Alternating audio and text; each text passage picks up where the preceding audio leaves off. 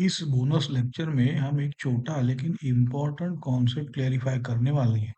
आपको इस पेशेंस रखना जरूरी है इसमें।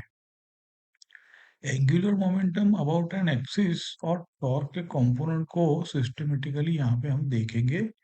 और ये लेक्चर 4 का जो फ्रस्ट्रम वाला एग्जाम्पल था, उसमें हम कहेंगे कि उसका जो लेट अस से हिडन एलिफेंट है ये। लेक्चर 4 में फ्रस्ट्रम प्रॉब्लम में हमने लिखा था कि no torque about vertical axis, और इसलिए हमने एल जेड को कंजर्व करा दिया था। स्टेप तो सही था, लेकिन रीजन इतना ऑब्वियस नहीं था। तो ऐसे ही चीजें, rotating table, incline rod, rotating platforms, इसमें भी पूछ सकते हैं ये लोग। इस लेक्चर का एम है टॉर्क अबाउट एन एक्सिस का मतलब क्लियर करना, कब angular momentum about axis conserve होता है, और फ्रस्टम वाले सेटअप को केयरफुली जस्टिफाई करना। पहले सबसे पहले है ना, यहाँ पे बेसिक्स जरूरी है। टॉर्क अबाउट पॉइंट ओ को आर टाइम्स एफ लिखो। एंगुलर मोमेंट अबाउट ओ को लिखो आर टाइम्स एम वी। अब अगर हम एक्सिस चूज करें, इसका यूनिट वेक्टर एन हैट है, तो एंगुलर मोमेंटम का कंपोनेंट अलोंग एक्सिस क्या होगा, एल एन। तो ये R times M V dot N hat होगा। तो टॉर्क का कंपोनेंट अलोंग एक्सिस जो है टाउ एन, वो आर टाइम्स एफ और एन हेड डॉट प्रोडक्ट होगा। इक्वेशन ऑफ मोशन अगर देखे अबाउट दिस एक्सिस, तो D L N by D T is equal to tau N. इसका मतलब एल एन तभी कंजर्व होगा जब tau N, net tau N की बात है, जीरो होगा। देखो अब थोड़ा सा ये पिक्चर में थोड़ा थोड़ा सा थोड़ी चीजें भी क्लियर हो जाए तो भी बहुत है। पहले तो देखो, ये जेड एक्सिस जो है, वो भले जेड है लेकिन हमने उसको वर्टिकल का है। ठीक है, इतना क्लियर है। अब ये पार्टिकल का जो पोजीशन वेक्टर है आर, उसका हॉरिजॉन्टल जो प्रोजेक्शन होगा, प्रोजेक्शन कहाँ होगा उसका, एक्स वाई में। ये आर परपेंडिकुलर दिखाया है। दो फोर्सेस हैं, एम जी वर्टिकल में होगा लेकिन नीचे की तरफ, इसलिए उधर दिखा है, देखो यारो। और एन जो है वो रेडियल वर्टिकल प्लेन में है। ठीक है, अब ये इतना 3D पिक्चर नहीं बना है, बट आपको टेक्निकल चीजें इतनी समझ में आए तो भी बहुत है। देखो नीचे जो ऑरेंज एरो है, वो टाउ ऑफ डब्ल्यू, मतलब एम जी की वजह से आर टाइम्स एम जी लिखेंगे, तो एक्स वाई प्लेन में ही है सिर्फ, है ना। वो तो क्रॉस प्रोडक्ट से आपको समझ में आ जाता है। तो इम्पोर्टेंट बात यह है कि इस टॉर्क का वर्टिकल कंपोनेंट क्या होगा, जीरो होगा। तो टाउ डब्ल्यू डॉट, अगर आप डॉट प्रोडक्ट लेते हो के हेड के साथ, तो वो तो जीरो ही आना है ना, है ना। इसी टाइप का आर्ग्यूमेंट जो है वो नॉर्मल फोर्स के लिए भी है। समझे आप। ओके, आगे बढ़ते हैं अभी। एक्सिस हमने वर्टिकल चूज किया है। अब उसका के हेड मतलब डायरेक्शन है। किसी इंस्टेंट पे आर वेक्टर जो है वो r cos phi i hat plus r sin phi j hat plus z k hat की डायरेक्शन। फोर्सेस है आपके W minus M G k hat की डायरेक्शन में, प्योरली वर्टिकल है। नॉर्मल जो है वो रेडियल वर्टिकल प्लेन में है।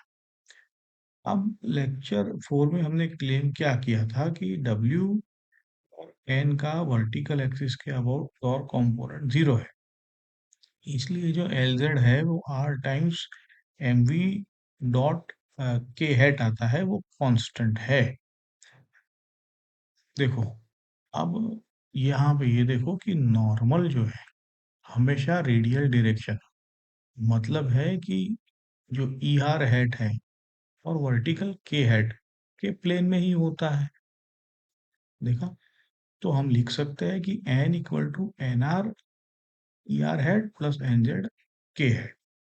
तो पोजिशन वेक्टर होगा R E R hat plus k, मतलब जेड जो है वो के हेड। टॉर्क क्या होगा एन की वजह से, वो हो जाएगा आर टाइम्स एन। अब कंपोनेंट अबाउट वर्टिकल क्या होगा जेड में, टाउ का एन टाउ का जेड में, तो R times N dot k hat के। लेकिन आर और N same radial vertical plane में है, तो उसका क्रॉस प्रोडक्ट जो है वो तो प्लेन के परपेंडिकुलर में होना है ना, यानी हॉरिजॉन्टल हो जाएगा। अब हॉरिजॉन्टल वेक्टर का जो है डॉट प्रोडक्ट के से के साथ तो जीरो होता है, इसीलिए एन का टाउ जीरो है, समझे? अब देखो वेट का भी वही हाल है, वेट माइनस एम जी के में है, तो उसका जो टॉर्क है वो आर टाइम्स डब्ल्यू, इसका कंपोनेंट ले लो एक्सिस में अलोंग, तो R times W dot hat k करेगा। अब आर को स्प्लिट करो, तो जैसे दिखाया था कि are perpendicular plus Z k hat की डायरेक्शन में है ना, जहां आर परपेंडिकुलर प्योरली हॉरिजॉन्टल है। अब देखो क्रॉस प्रोडक्ट करो, आर परपेंडिकुलर प्लस जो जेड है के हेड में टाइम्स माइनस एम जी के है, तो minus M G R perpendicular k hat minus M G k hat times के हेड, तो के टाइम्स के तो आपका जीरो होता है, और आर परपेंडिकुलर के हॉरिजॉन्टल है तो उसका डॉट भी जीरो हो जाएगा, तो इसीलिए डब्ल्यू की वजह से टाउ भी जीरो है। यही सटल पॉइंट है ना, एक प्योर वर्टिकल फोर्स का वर्टिकल एक्सिस के अबाउट टॉर्क कंपोनेंट जीरो होता है। देखो आपको अगर ये मैथ एकदम जल्दी से समझ में नहीं आता है तो भी हम एग्जाम टेक अवे अभी 2 स्लाइड्स के बाद आप इस लेक्चर में जरूर देखेंगे, तो इतना डिफिकल्ट भी नहीं है। अब दोनों फोर्सेस के लिए एन और डब्ल्यू जीरो है टाउ, तो net torque about vertical axis क्या हो जाएगा, जीरो हो जाएगा। तो equation of motion about the axis में आप कहेंगे कि एल जेड इज कांस्टेंट, इसलिए लेक्चर होल में जो स्टेप लिया था वो जस्टिफाइड है कि M V naught R equal to M V H R, है ना। अब ये जो इसी से वी एच आपका निकल के आया था r by r into v nought, special case था r equal to r by two, तो वी एच आपका निकल के आया था टू वी। देखो इसमें जैसे कहा मोरल यही है कि हमेशा जो टाउ वेक्टर की बात नहीं है ना, जो टॉर्क टॉर्क करते हो आप, बल्कि एक्सिस के अलोंग कंपोनेंट जो हमने अभी टाउ एन निकाला ना, वही चेक करो, उसी से आपका एल निकलेगा कंजर्व है कि नहीं। अब एक अ, ये ही सिचुएशन है रोटेटिंग टेबल की, जहाँ ये थिंकिंग आपको यूजफुल रहेगा, है ना। ये प्लान व्यू समझो, ये भी इसमें भी आप फिगर में थोड़ा बहुत समझ जाओगे तो भी बहुत है। एक हॉरिजॉन्टल टेबल है, टॉप से देख रहे हो, वर्टिकल एक्सिस में रोटेट हो रहा है, एंगुलर स्पीड ओमेगा लिखा है, रॉड टेबल पे फिक्स है, रेडियस के साथ अलाइंड नहीं है, थोड़ा इंक्लाइंड है, समझे, मतलब ना हॉरिजॉन्टल ना वर्टिकल। अब रॉड किसी पॉइंट पे मास m पोजीशन वेक्टर r ऐसा सब है, ठीक है।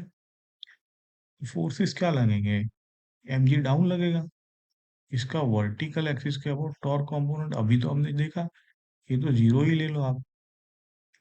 रेडियल कंस्टेंट फोर्सेस ये भी रेडियस के अलोंग है, तो इनका भी टॉर्क जीरो हो जाए, तो सिर्फ टेंजेंशियल कंपोनेंट जो एजीमुथ डायरेक्शन हम कहेंगे ना, ये एजीमुथ वाला, वही टाउ जेड आपका अ, आएगा, है। अगर नेट टेंजेंशियल टॉर्क जीरो है तो रॉड प्लस मास का एलजेड कंजर्व हो जाएगा। हाँ, इनर्शियल फ्रेम की बात है ये सारी। ओके, तो अब है जनरल रूल, एक एक्सिस चूज करो, उसका आपको यूनिट वेक्टर एन कैप समझ में आना चाहिए। हर एक्सटर्नल फोर्स और उसका जो पोजीशन वेक्टर, उसके लिए आप किस डायरेक्शन में, है ना, एन कैप डायरेक्शन में टाउ निकालो, आर आई एफ आई करके, डॉट उसको एन कैप के साथ डॉट लिखे। अगर सबका सम जीरो है, जितने भी टाउ है आई वाले, तो आपका सिंपली कंजर्व हो जाएगा L in that axis. Shortcut है, देखो, फोर्स अलोंग एक्सिस जो है तो टाउ एन जीरो होता है, रेडियस के अलोंग है तो भी टाउ एन जीरो। सिर्फ टेंजेंशियल कंपोनेंट, है ना, मतलब जो रेडियस और एक्सिस दोनों के परपेंडिकुलर होते हैं, वही एल एन कंजर्व नहीं कराएंगे, वो चेंज कराएंगे। तो जैसे मैंने कहा, यही टेक अवे है, अगर मैथ्स एकदम से फिक्स नहीं होता है तो भी ये 3 पॉइंट आप समझ लो, तो टेंजेंशियल कंपोनेंट की वजह से ही आपका एल एन कंजर्व नहीं होगा। जेई प्रॉब्लम्स में आप हमेशा यही पूछो कि मेन किस एक्सिस के अबाउट एल कंजर्व हो रहा है, और उस एक्सिस के, उसी एक्सिस के अबाउट आप टॉर्क लो जहाँ पे जीरो आ रहा है आपका टॉर्क, है ना। ठीक है, मतलब कहने का मतलब है टॉर्क की ये जो एनालिसिस है, उसमें कहाँ जीरो आ रहा है उस हिसाब से आप एल कंजर्व कराने के लिए एक्सिस ले लो। तो फ्रस्टम प्रॉब्लम में हमें हिडन एजम्पशन अब क्लियर है। वेट और नॉर्मल का जो axis about torque component zero है, इसलिए एल कंजर्व था। यही logic rotating tables, inclined rods और कई एडवांस मैकेनिक्स प्रॉब्लम में भी आता है। इस तरह एक्सिस वाइज सोचना, स्पेशली आपके एडवांस प्रॉब्लम में बहुत टूल है ये, एक पावरफुल। अभी आगे ये पूछ सकते हैं। हाँ, आप अब लेक्चर 4 का फ्रस्टम वाला सॉल्यूशन को फिर से अगर देखना चाहो तो देख सको, you can say much more confidence. Thank you.